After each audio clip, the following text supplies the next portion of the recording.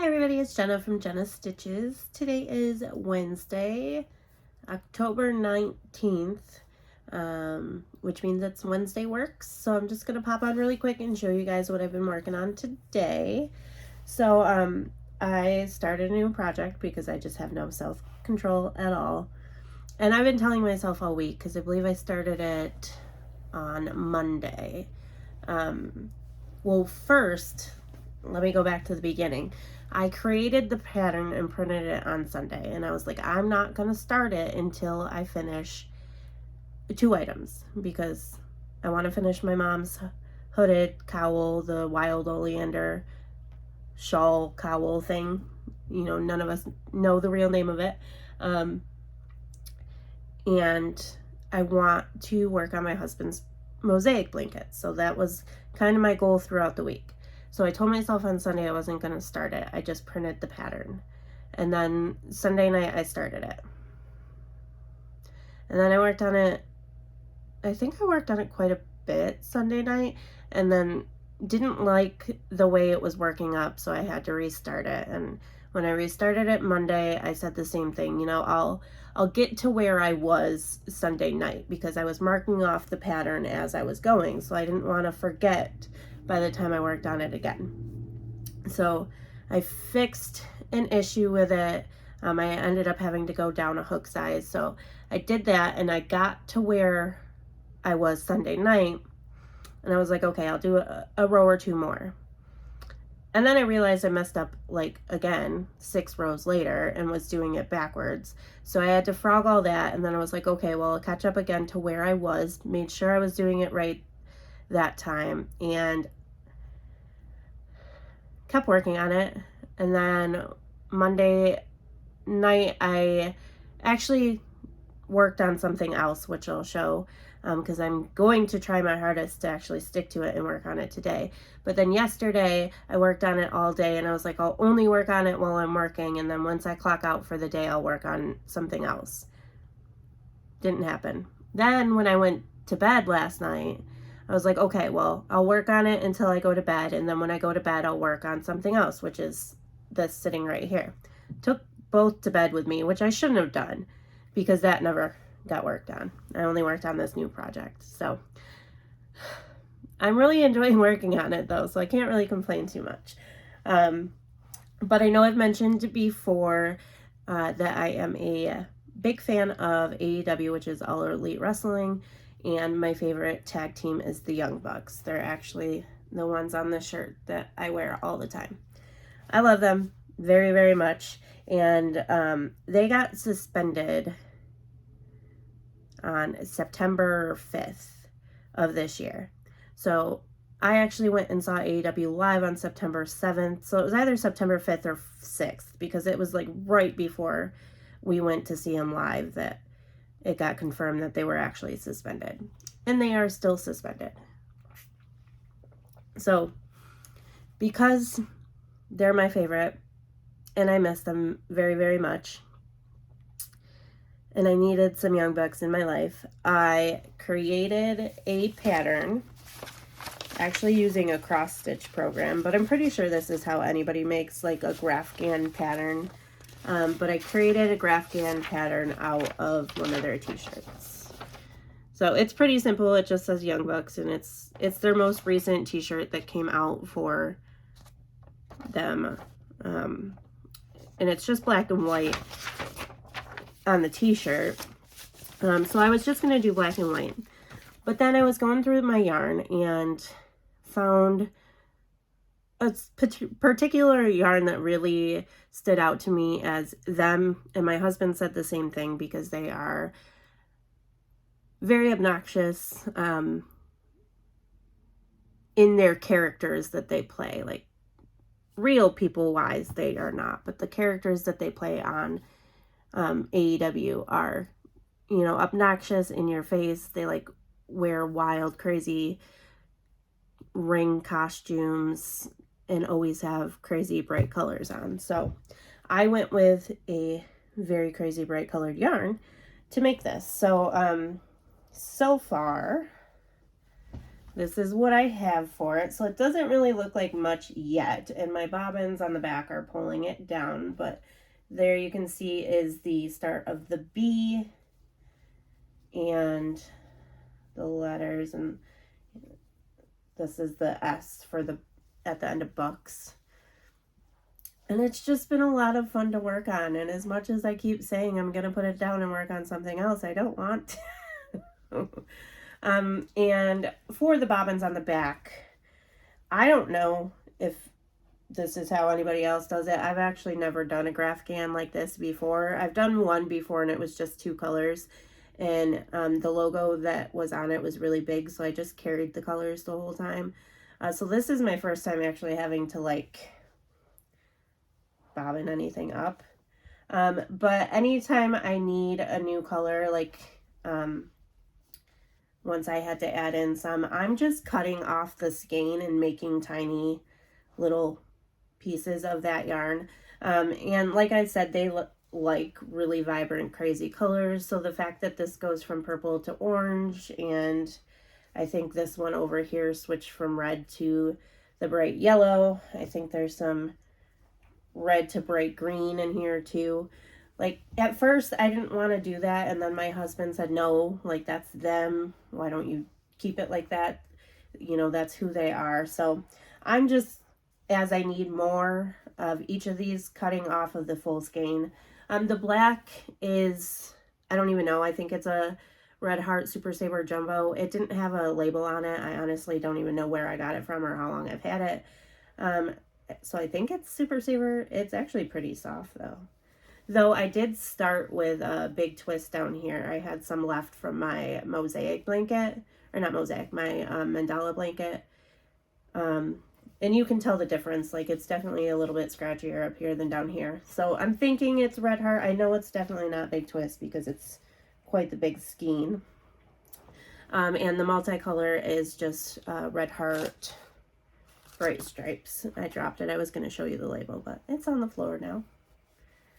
And I guess it's kind of working for me. I have bobby pins in them because I didn't know what else to use, and you can see down here where I started the S, because that was the first color change, that for some reason I have a lot of ends, so I'm not really sure what I was doing down there.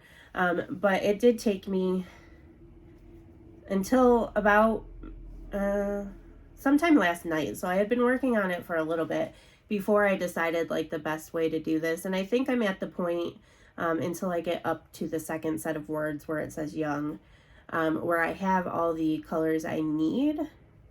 But like one of these I did just add in last row. So I'm just kind of adding them as I go, and if I run out of the color that's already there, I just tie on some new. I don't know if that makes any sense, but I'm trying to explain it the best I can. Like there's not much on this one. I cut it pretty short, so you know, when I get back to this, if I run out, I'll just tie on some of the color onto that and just keep going. And that's been the easiest method so far for me. The only thing is it's annoying to take off the bobby pins and put them back on every time, but I don't know how else to do it to avoid that. Yesterday when I was working on it, I had like several balls of each color, and I actually had the black attached to the skein still, and I had one of the multicolors attached to the skein still, and it was a tangled mess. I took a picture of it and sent it to my coworker. So this is the best I could think of to keep them all untangled from each other, and I think it's coming out fine. I mean, I think it looks really good. This was kind of weird down here, but I don't know what I could have done differently to make that look better, but I think the rest of it looks completely fine. Like right here, this is a little weird starting off the row, but other than that, it's working, and I'm really enjoying it. I like seeing the picture, or in this case words, come into life. That I don't know if I've ever mentioned before, that I used to cross stitch all the time. Like before I learned how to crochet, like cross stitch was my thing, and that was my favorite part of it, is just the more you work on it, the more the picture comes to life. And I think that's why I kind of like mosaic crochet too. And I mentioned it a few times while showing you my husband's. Like, I like seeing the picture get bigger. So I think that's why I'm so like hooked on working on this right now, is because every row the words are more visible, and you know, eventually it's gonna say bucks, and then I can watch, you know, the young come into picture. But I love it. It's a mess, but it's working for me, and that's really all that matters. So I'm hoping they will be unsuspended soon, but that was kind of my way to not miss them so much. I know that sounds really weird, but I was just sitting on my couch talking to my husband the other night, and I was like, you know what I'm going to do? I'm going to make a Young Bucks blanket. Because I miss them, and I just need some Young Bucks in my life. So I don't remember what program I used, and it doesn't say it on here at all, but I know I used a program I used to use when I cross-stitched. So I just typed in picture to cross-stitch pattern. I know it's not pick to pat because that wasn't coming out the way I wanted it to, and I know I converted it into a graph quite a few times until I was happy with it. So if I figure out what it was, I'll end up linking it down below, probably after this video is posted, but I think it came out really good. Whatever I used, you know, made sure that each square is one color, and that was the issue I was having with other programs, is it would put a graph on it, but like half the square would be white and half the square would be the other color. So this is the only one that I found where I could have it only two colors, because I wanted it the black background and the multicolor in the middle, and that actually separated the colors full square, if that makes sense. And then as for the pattern, where's the page? So it tells you on here what pages to go in order. So I'm working on 4, 5, and 6 right now. Almost done with them. I got 10 more rows of each left.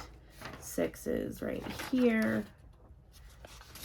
And then 1, 2, and 3 will be the top of the blanket, and that's this right here. And you can kind of see the Y and the smiley face for their O right there. And I've found this method very easy as far as it goes for a graph GAN.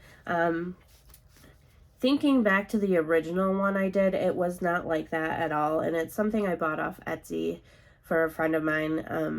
I don't even know if I have the pattern anymore, but it just had the rows, and it looked more like a mosaic crochet where it tells you like where to do the drop downs, and not like this. And I think because I've crocheted so much, it makes sense to me.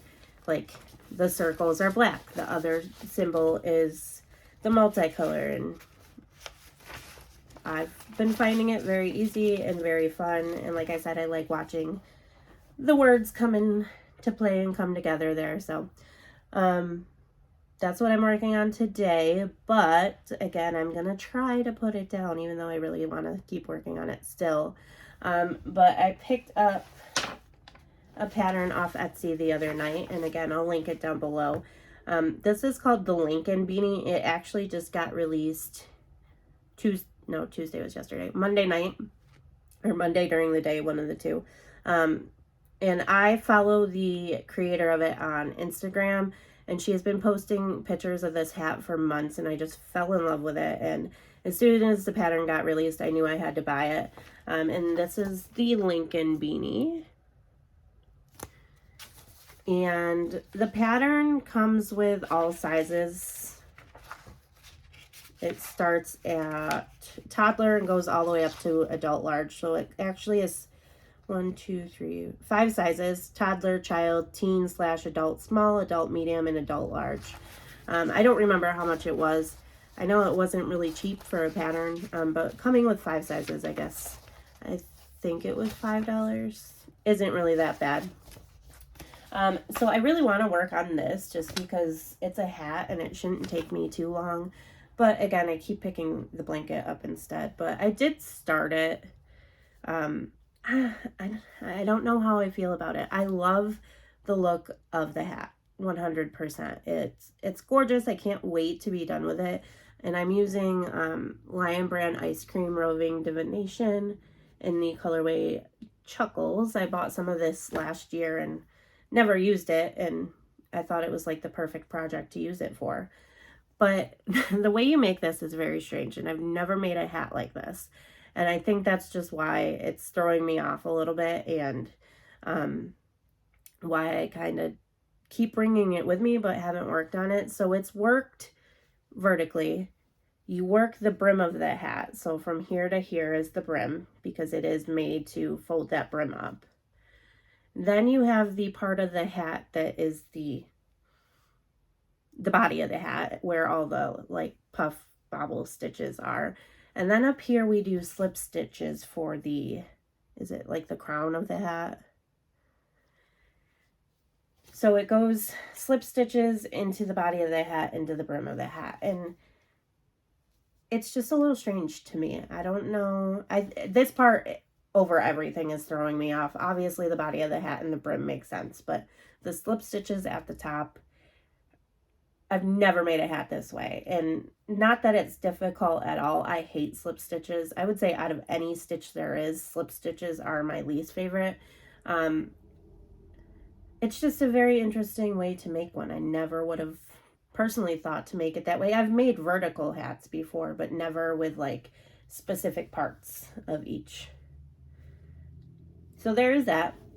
So again, I'm going to try my hardest to put the blanket down and work on this, or work on my mom's Wild Oleander hooded cowl, which I haven't touched since last Wednesday. Other than I did like 2 rows of it to try it with a different hook size, which it did work out, and that's what I'm going to continue to do with it. So that's my plan for the rest of the day, is to try to hopefully get some progress on something else other than the blanket. But we will see, because it's calling my name.